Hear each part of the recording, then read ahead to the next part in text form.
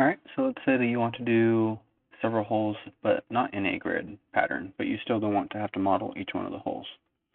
So something you can do is, let's grab a sketch under the surface. Let's put a bunch of random holes very precisely where they go. I'm going to exit sketch, and let's go to features, hole wizard. Let's say we want, let's do 1/4 and we want them to be blind holes. So what you can do is, under this positions tab, you click the face that you want, and then you can go and select all of the holes that you want to use for the hole wizard. Now you have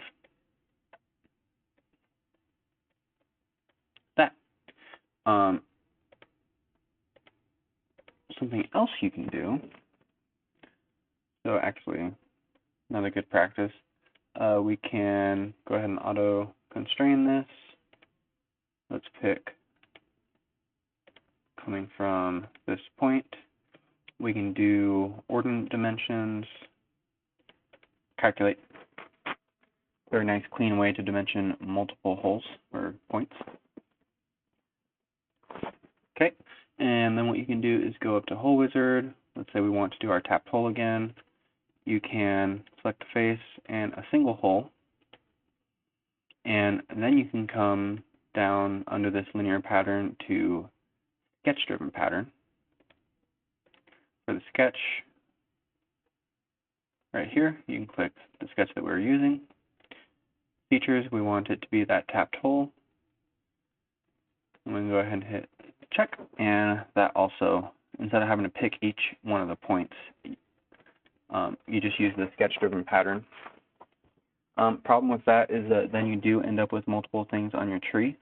So if you only have a couple holes, sometimes it's easier just to do it in the hole wizard itself.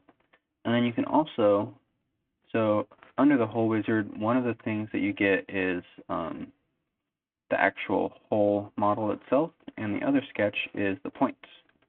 So you can also go in after creating one hole. Let's say you wanted to add a second hole. You could then, just so quick to mention, let's say you wanted it 1 inch away, and hit check, exit sketch, and now you have the extra hole.